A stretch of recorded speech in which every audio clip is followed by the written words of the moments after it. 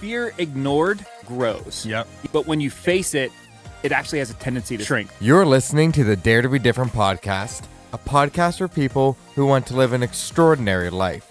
On this week's episode, Joe and Ed talk about how courage got them through some of the scariest moments of their life. Enjoy. Welcome to the Dare to Be Different podcast. I am back in the studio with Ed Newell. Man, rocking some flex screen gear. We got a new shipment of flex screen hats in. For some reason, man, our gear is in high demand. It's crazy. Is it? It is, well, man. I'm so happy to get a hat. I'm so happy we had a couple in stock, to be honest with you. How long have I been doing this show? I finally get my paycheck in the form of this hat. That's it, man. So if you're watching us on YouTube, you can see Ed Newell rocking the Flex Screen X. Yes, work it. There you go. But thank you guys so much for joining us today. The Dare to Be Different podcast is all about living an exceptional life. And we have 5 values that we use to describe that exceptional life. And it is honest, passionate, adventurous, grateful, and healthy. And I have to be honest with you, Ed. You look freaking striking in that flex screen hat, man. Wow, I appreciate that. And now I just got to get a flex screen shirt. Someone will show up here with a shirt. I'd appreciate that. Yeah, we'll see what we can do. We might have a couple of those in stock too.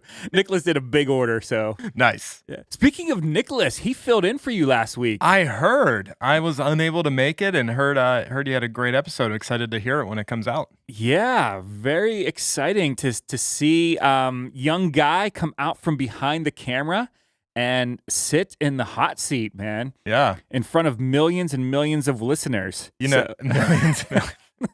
Nicholas is someone that I think you and I both been investing in for a long time. So anytime that I see him step out and do something, I love it. I love cheering him on. I do too, and it was great.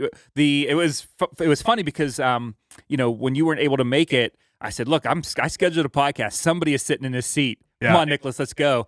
And the topic was courage, and we're going to talk about courage again today. Love it. But yeah, I mean, he sat down, and I'm like completely unprepared, and I'm like, hey, we're going to talk about courage. You ready? And he's like, yep, I'm ready. I'm like, that's my courageous dude there.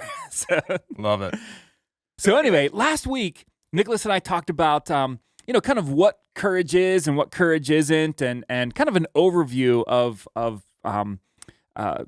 being courageous. And I definitely, if you're listening and you didn't have a chance to listen to that, please go back, show Nicholas some love, send us some comments and stuff like that. But it was a great episode because I think courage is just something that a lot of us struggle with.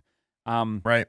And going out and doing new things and being in situations that make you uncomfortable. It takes a lot of courage to do that. But one of the things that we talked about was the fact that courage is not the absence of fear. So, man, I'm scared all the time. I don't know. Like I feel, I feel that people perceive me because I do a bunch of crazy things and do different stuff. I feel that people perceive me as, in some ways not having the amount of, but I'm really filled with anxiety and fear in a lot of situations.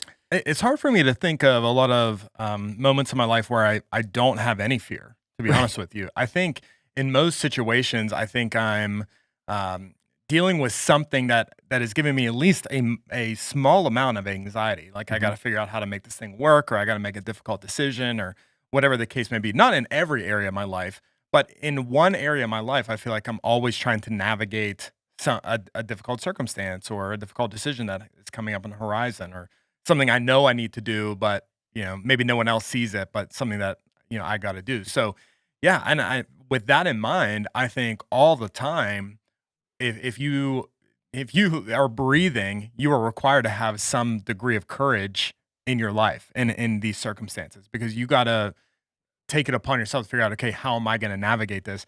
And more often than not, no one's going to be there to help you, or no one else is in exactly your position to navigate this situation. You are the best person to solve it. Right. So you gotta figure it out. And yeah, that requires courage. It doesn't always mean that there's not going to be anxiety and fear that's beside it. Yeah, and like, have you had a situation where that you've been confronted by the fear and you're just like one that just jumps at it and you're like, you did it anyway, kind Yeah. of thing?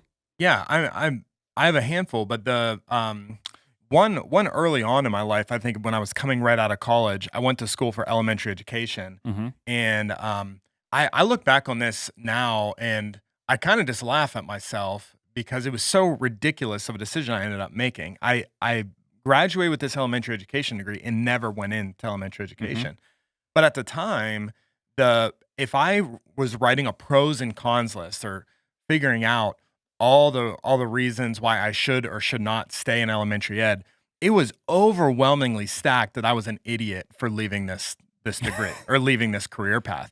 I mean, everything was in my favor, and um, don't mean this in any way to pat myself on the back, but I was very very good in my class and very good grades.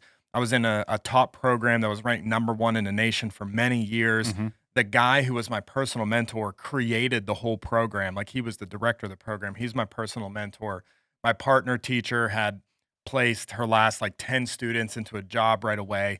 I'm a guy in elementary education, which is huge. I mean, I basically Right. can write my own ticket to wherever I wanted to get a job. And I had all these things just kind of stacking in favor that this is good. You should do this. But there was something in me that was kind of unsettled, that Mm-hmm. was just like, man, I feel like this isn't actually where I'm supposed to go. And I liked teaching. That was another thing. I liked being in the classroom. I love kids, love teaching, all that stuff. But there was something unsettling about it. And I decided to go a different way. I decided to go in a different career path. And for me, that was a terrifying decision. And especially when I went and told my parents, who were funding a lot of the schooling that I was doing at the time. Hold on a second. I just sent you for 4 years Yeah. to go Yeah. to a top ranked school. Right. You killed yourself, got good grades and all Right. that stuff, and now what do you? Right, exactly. What's this conversation And we're having? No, my parents are awesome. They supported me, and they supported me making a different decision. But and maybe that was actually a little bit of a turning point where some of the fear maybe started to alleviate, because I Mhm. think that was a worrying conversation, is how's this going to go? But, now what, 10 plus years later, I'm able to look back and see I believe I made the right call. But in the moment, there was so much anxiety and so much fear, and it took a ton of courage for me to say, okay, I'm going to make this decision, because even though everything on paper said this was the right thing to do, there was something in me, just something in my gut that said, you gotta make a different decision here. And so I think, honestly, I think that was a little bit of courage. Like, Sure. I think that was courage inside of me, something just in my soul that was saying, "Hey, I've made you for something different. I've made you for something bigger, Right. and make the shift." And that's not speaking ill of any teachers, and especially in this season. God bless all the schools and teachers figuring out how to Oh my do goodness. school this fall. But yeah, that was a massive thing for me. Now I find more often than not, courage, I find I'm tapping into courage often around my kids, and the Interesting. things that my kids get into, or the problems they have. Both of them have really unique, completely different health challenges in their life. And there's two specific moments that I can remember. Both of them required us calling 911 for Wow. the kid. So we're calling an ambulance to come to the house.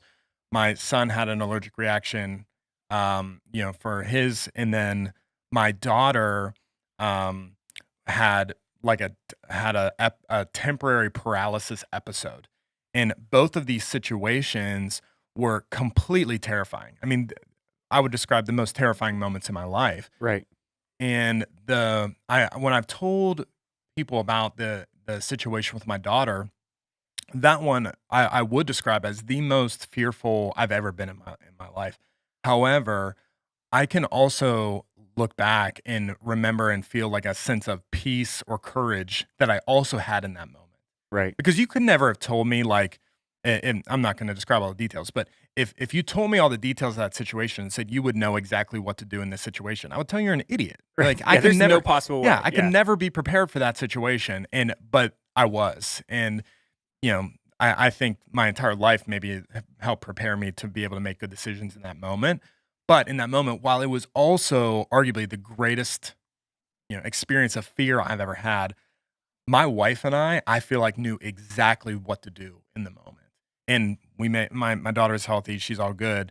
but I feel like we made the exact right decisions in that moment. And to me, that was courage. That was Mhm. courage. And it was not despite of a lack of fear. Actually, it was in the face of a ton of fear. But I knew in my soul what I was supposed to be doing in that moment, and I was able to execute it. You know what's really interesting? Again, one of the things that we talked about last week is that courage isn't something that you save up; it's something that you use up.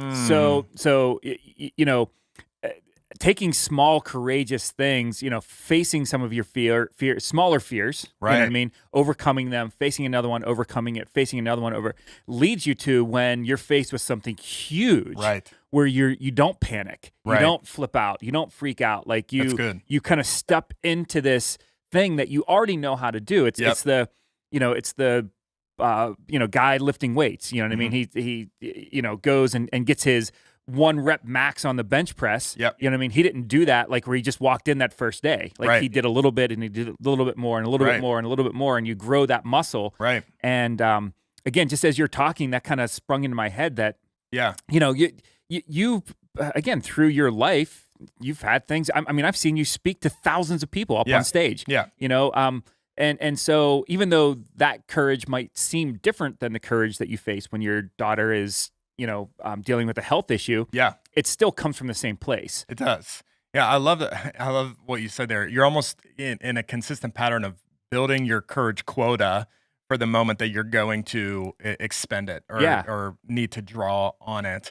And life experiences, moments where you're learning, moments where I forget how you worded it just now, but little moments of courage or little risky steps. Yep. That man maybe don't require as much courage. You're actually just building that courage muscle. You're Right. working it out to the point that when you really need to flex it, you're gonna have it. You might not even realize you have it, but you're gonna have it. You know? Yeah, and it was interesting before we got on the air. You and I were talking about some big stuff that's happening with Yeah. FlexScreen, and I think back to and again some of those big, and I can't make under confidentiality. Right. I can't announce a Right. lot of these things, but a lot of those decisions took courage to do, Right. and to think back. Again, when I started this journey, FlexScreen started 7 years ago officially. To think that I would be making those decisions today, like I would have been completely overwhelmed. Like there's Right. no possible way Yeah. I would have had the courage to do the things that we did Yeah. over the last couple weeks, and yet I'm able to do it because again, it's baby steps, a little Yeah. bit at a time. It's weird. I think a lot of people, hopefully, if you're listening to this, I hope you can relate to that because I do feel like I go through moments today that, yeah, if I went through those a year ago, I'm not sure I would have been able to handle it. Right. I'm not sure I would have had the courage quota, filled up in order to meet it. But today, I feel like I can. And if you told me something I'm going to face a year from now, it's probably would sound terrifying to me Right. today. But I'm given my life experience, I believe that I would probably have what it takes to meet then. There's a certain level of, I think, trust in yourself. Mhm. Uh, you know, trust in the world, trust in your life experiences that it is going to give you what you need to prepare you for that moment that Yep. you're going to face. And maybe even that is it takes courage to believe that you're going to have the courage you need, That's a good way of putting it. yeah. Yeah. So it's like I'm going to step out and take, if you're stepping out to take a risk of faith to start flexing or that took courage there, but in essence, that's also building your courage for For the next today. bigger thing. Yeah. Yeah, exactly. Yeah, that's cool. Do you find again, this wasn't part of my notes or anything like that, but you and I both do public speaking. Yeah. You know what I mean? I do some with Yeah. professionally. You do it, with Yeah. with the organization, Mhm. with the church that you're part of. Do you find that if you don't do it for a while, like if I do it, I went through a time where I was doing it like 3-4 times a week. Yep. You know what I mean? And by like the first one, I got like a little bit of butterflies. And then, by the second, third, it's just like whatever. You know what I mean? It Yep. doesn't matter how many people are out there. Yep. You know what I mean? And but then if I don't do it for a month or two, Mhm. like I that anxiety comes back. It's just Yeah. so crazy. Like I haven't flexed that muscle for a little while, and then suddenly that fear is back. Yeah, that's a great way to describe it. Yeah, I'll have that. There will be moments for me that I've been doing it so long now that once I get into it, and it almost becomes a Yes. mindless practice at that point, right? But the leading up to it, and maybe even the uttering of the first word, that's where the anxiety is, Right. or maybe the lead up. If I have a lot of time to think about the whatever speaking engagement I have coming up, maybe that could get to me, like the lead up. But once I get going, I just go. But yeah, if I don't do it for a lot, if I don't flex that muscle, it's like you get weak, and maybe the courage quota is leaking out Yeah, or right. something, and yeah, you gotta fill it back up. But yeah, it's interesting. I think in other areas of my life, I feel like I've seen that too, even just within like not physical, but like nutrition. Like Mhm. when I think about, I made a lot of decisions this year around my nutrition that I think has taken some courageous steps to adjust some lifestyle things.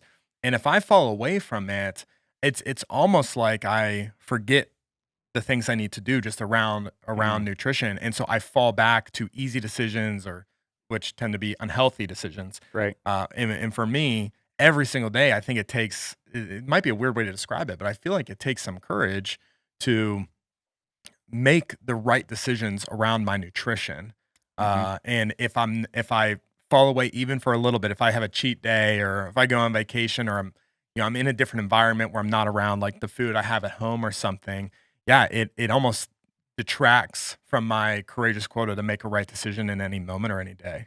The slippery slope starts a little bit, and Yeah. yeah, Yeah. interesting.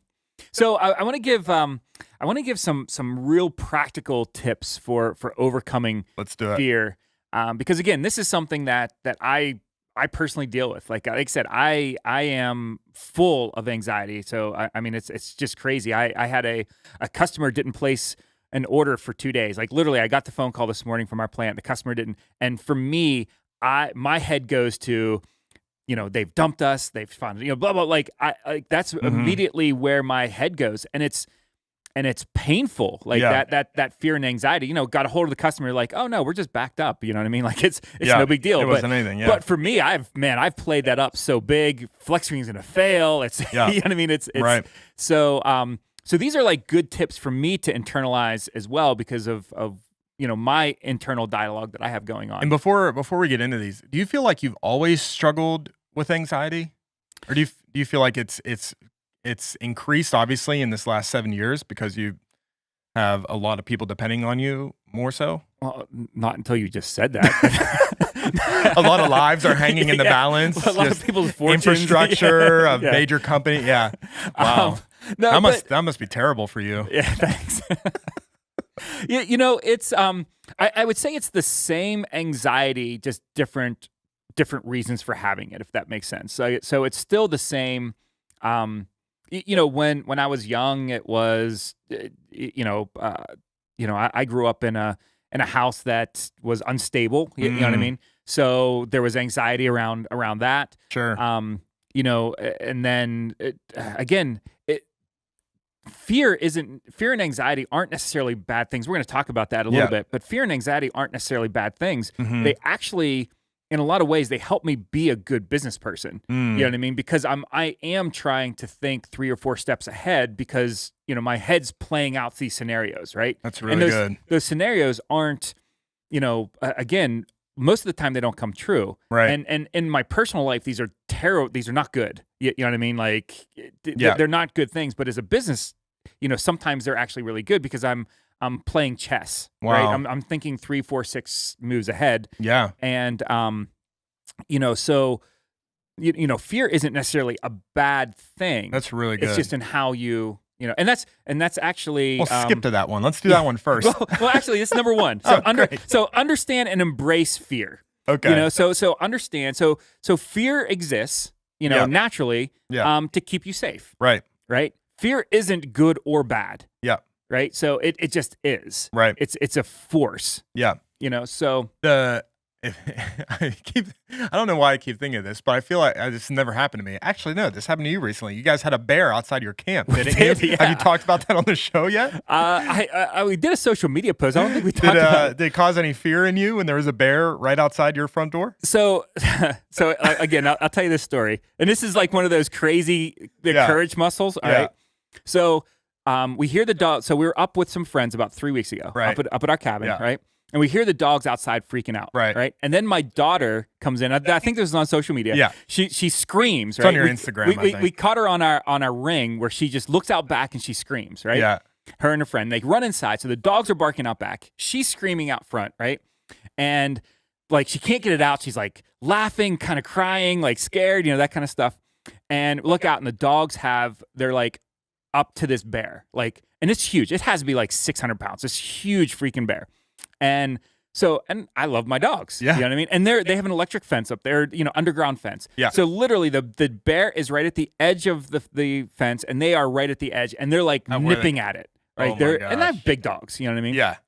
But this bear stands up, like up, and if you guys can't see me, if you're on YouTube, you can see, but it just kind of stands up like full height. Like this thing's like 7 feet tall, and I bolt, man. I'm in my, like, we see it from our back deck, and I'm like down the steps. I'm yelling at it. I'm getting big, like, and Alicia's like, "What are you doing, you freaking maniac?" I'm like, and Save so the dogs. I chased it off. Like literally, I got within like I don't know, like 5-8 feet of it. Right, and then it took off.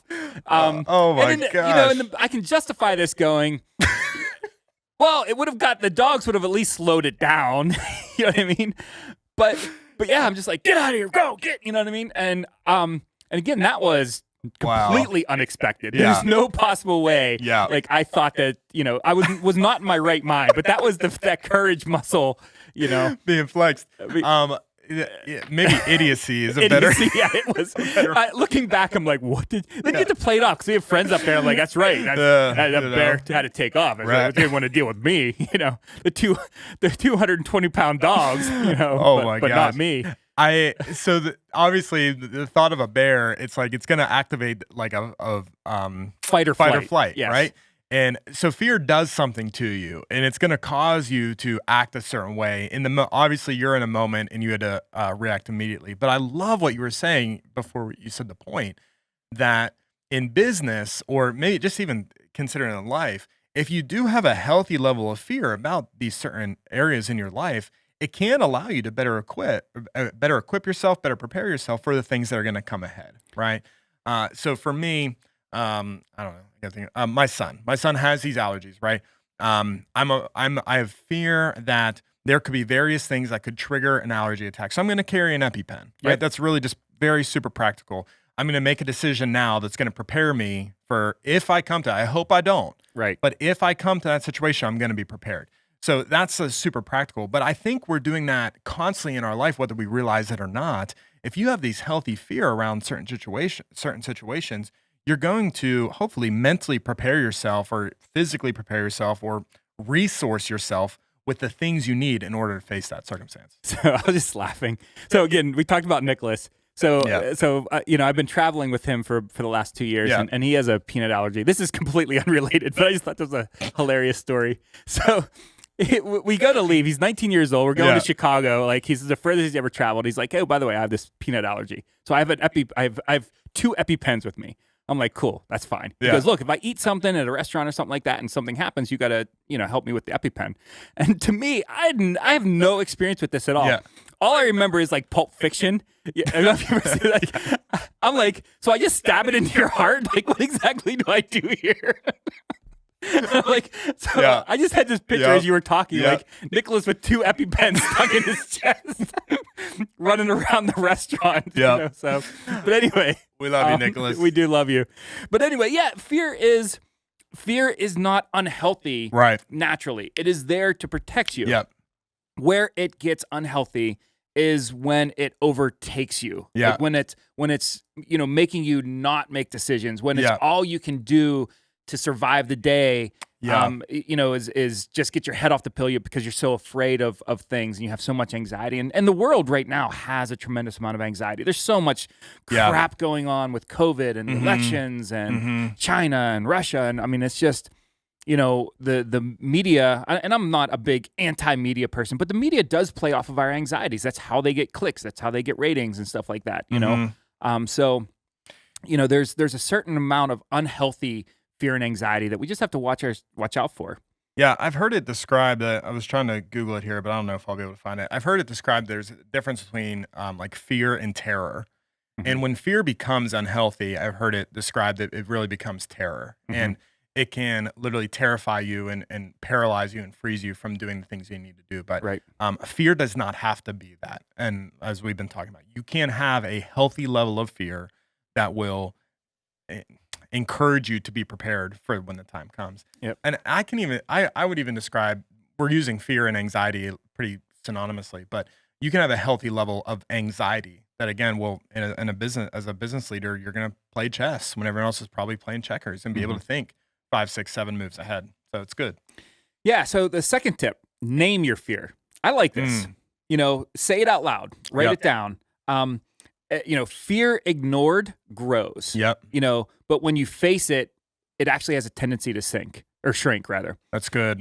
So if with your son, what I mean, you have this anxiety, this fear that something's going to happen and he's going to be in a life-threatening situation. Yep. You're like, okay, I know where that comes from. Mhm. It's because he has these allergies. Right. So, all right. So now I know it. You know what I mean? Now I don't have to necessarily live with that. We go out somewhere. You know what I mean? I know that he has these out. You kind of work through that. Okay, I have an EpiPen. I have a solution for it. Right. 100%. We talked about, I don't remember what episode this was. It was a while ago. We talked about the importance of learning and how that helps you. And when you become knowledgeable about something, it's going to help you handle it. I kind of relate that to this. If I can name my fear, if I can speak it out loud, if I can talk about it, even if it's just out loud to myself or hopefully to somebody you trust, it does allow you to better identify what it is. What is actually the thing that's potentially, attempting to cripple me or attempting to keep me down. But if you can talk about it, if you can name it, then I feel like you can educate yourself about it. Yeah, and you might even be able to start paring it down to what you're really afraid of. Like, Right. Again, good. going through this, I'm afraid of losing my job. Okay, are you actually afraid of losing your job? Well, no, I'm afraid that I'm going to lose my house. I'm afraid that I'm not going to have money to provide for my family. I'm afraid that so you're afraid of losing your house. You're actually afraid of losing, not having shelter, or you're afraid of losing this particular house. Well, it's this particular one. Well, why? Well, because, if I lose my house, if I have to go to a smaller house, I'll look bad. Oh, so you're not afraid of losing your job. You're actually afraid of looking bad. Oh, now I can deal with that. You know what I mean? Now I can start, maybe we should cut back on our expenses if providing for my family is a real fear. So once you start identifying what you're really afraid of, maybe you could ask some more questions to dig it down a little deeper. That's great. You went bigger there. I thought you were going to go smaller. If you're afraid of losing your job, why? I don't really know how to do this one aspect of my job well. Sure. Okay, well then can you ask for help? Like, can you actually go to your boss or go to a coworker and say, hey, I need help with this particular thing, right? Right. So you might frame it that I'm going to lose my job, but actually you just need help, preparing this report or talking to a client or whatever the case may be. Yeah, absolutely. And like I said, I went bigger. You know what I mean? But you're right. There could be, some completely unfounded fears. You go, hey, I'm afraid of losing this client. Right. I had just mentioned that. You know what I mean? And I get them on the phone and I go, I'm afraid of losing them. Why am I afraid of losing them? Because I haven't heard from them we haven't got orders for 2 days. Right. Call them up and they're like, oh yeah, that fear is no longer there. Right. If I didn't identify that, if I didn't, then I'd still be living with it. That's good. You said when you don't name the fear, it tends to grow in your mind. Yep. And all of these scenarios, if you don't talk about it, if you don't solve it, your mind will extrapolate it and will make it bigger than it needs to be. And we, as people, we tend to just drift towards the negative or assume the worst about situations. And man, that can just be so unhealthy to your mind. So name it, talk about it, educate yourself on it, figure out what the actual problem is. That actually leads us into another tip: get a sense of proportion. So again, for you name it, you know what I mean, and you've made it bigger than it is. Maybe you can pare that back a little bit. Yeah. You know what I mean? Where it's, you start of, is it as bad as you actually think it is? Right. I think that's going to be a natural byproduct, right, of being able to name it, educate yourself about it. It's gonna come into perspective. How bad of a situation is this? How big of a fear should this actually be, or shouldn't it be a fear at all? Right. And you can actually now just move on from it. Right. So prepare and practice is the next tip. So again, there's certain things that people are afraid of that just some prep and practice eliminates them. So can I give you something you can practice? Sure. Nicholas probably has some practice EpiPens that come in every package. Oh, And nice. you grab that practice EpiPen and you can boom, just pop it right into your leg. There's no needle. It's very helpful. If you Well, what got fun is it if there's no needle? well, it's so you can practice, so that you know that whenever you got to save your employee's life, you're going to be able to do it. Yeah, okay, that's something super practical. I had the time I had to call 911 on my son. I administered the EpiPen for the very first time on my Okay. son that time. It was terrifying, Mhm.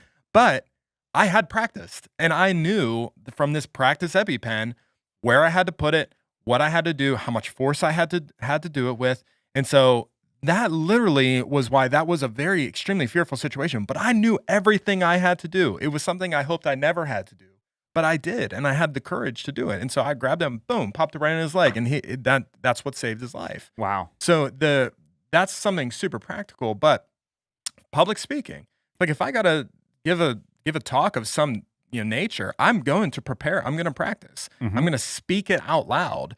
And people ask me all the time, like, what does that look like? People that are aspiring speakers will ask Right. me that. And I'll say, it is me standing in my bathroom, because that's like the most private place I can get in my house with 2 kids and my wife. I will close the door and I'll look into the mirror and I will practice hold a microphone. I don't know if Yep. you've ever done it. Oh, I do it I all will the time. grab a Yep. hairbrush or something and I'll practice hold a microphone. And I will practice. I will go through the rhythms, because if I can practice it, I can educate myself, I can learn, and I'll be better prepared. We and my staff has just gotten to the point where they're just used to this with me now. But I want to understand, if I'm going and speaking somewhere, I want to know what gear they have, because we're going to practice with the same gear. Like I Yeah. want to know, Yeah. those type of things. So it's yeah. Is there a handheld microphone? Is there Yeah. a lapel? Should I practice with my hands free or with a microphone in my Yeah. hand? Are they going to have a clicker for the slides, or are they going to have somebody running that? Right. And so yeah, I'm. It's huge. If I go in blind, man, am I sick to my stomach the night before. Yeah, that's good. How about public speaking? I read this the other day. Public speaking, in most surveys, public speaking is actually death is second Yeah. to public speaking as far as fears in most people's lives. Yeah, Jerry Seinfeld has a good joke about that he said, you'd rather be in the casket than giving the eulogy. I love that. That's pretty funny. Yeah. So, but yeah, practice, prepare. Do what you can. It's within your power to make the outcome what you want. That's right. It's just that simple. It's really good. So, I like this one. Use peer pressure. There's peer pressure. We think of that as a negative, Right. But peer pressure is it's just, again, it's almost like fear. It's not a good or bad. It is. Right. So if you engage your friends, engage your family in some of the things that you're trying to do, they will actually help you overcome your fears. If you want to jump out of an airplane, doing it yourself is a lot harder than I got my 10 best Yep. friends and we're all going to do it together and Yep. we're going to lock arms and we're going to get courage from each other. Yep. And so doing stuff with other people, or at least having other people cheering you on, Yep. is huge. Yeah, I've said this a few times now, but when you name it, I encourage you to talk about it and Yep. ideally talk to somebody else. Absolutely. And probably the person that you have confidence or courage to talk to is going to be somebody that's going to encourage you to help you through it. Yes. And actually get help. We're kind of out of time here. We're running out of time, but get help is the last one that I have. Got it. So again, peer pressure is one thing, rooting you on, Mhm. doing it with you. But there's some times where you're just like, man, this thing that I'm afraid of is bigger than I can handle. Yeah. It's just that simple. And that could be internally, maybe you need to talk to someone about what you're experiencing, going and Mhm. getting some professional counseling and Yep. stuff like that. Or you simply need to, the things that with FlexScreen that I'm doing now, I'm not doing that alone. Right. I have great advisors, Mhm. great partners, great mentors Yep. who are helping me through that entire situation. Yeah. And there's no possible way I would be able to overcome, looking at all these decisions and trying to overcome my Yeah. fears, by myself. But man, when you have 3 or 4 people that you trust Yep. that are there advising you and helping you through that Yeah. situation, all the difference in the world. There's a difference between talking to a friend or a spouse versus maybe talking to a mentor and someone who's been there before, right? Right. And maybe that one's so interesting because you might be willing to talk about it to someone you're close to, but there might be something holding you back from actually seeking the help. Maybe it's a fear like you're not good enough or you feel like you're weak if you accept help or something. I don't know, something that's another fear that's trying to get you to stop doing If that. that's the case, I'm the weakest person in the world, man. I ask for help all the Yeah. time. Yeah. So maybe if that's the one thing you can get out of today is don't be afraid to get help when you need it. Yeah, absolutely. It's and there are people in your life. Every single person listening here, I guarantee that there are people in your life that you can look to, and maybe you don't even know that they're willing to help you. Yeah. But I bet you people are, and I believe this. I believe that most people have people in their lives that are inherently good, and they want the best for you. Right. And if you find some of those people and you reach out to them, and then you also use their advice. Yep. You know, where you're not looking for what you want to hear. You're looking for good, unbiased, outside the box, you know, or outside of your will sort of thing, advice and help. So That's good. be huge. So anyway, man, any last thoughts here other than, like I said, I'm still picturing Nicholas with the EpiPen and I can't believe the bear thing came out. Like, man, I was not expecting to talk about that, but now fill up your courage quota. Fill it up. Yeah. Yes, absolutely. Use your courage muscle. Yeah. Use it up, Flex it. and you'll get more. So Flex screen it. flex screen it. Boom. Well, thank you guys so much for listening. I hope you guys got something great out of today's episode. Live with courage. It will help you live an exceptional life. Until next time, we'll catch you next week.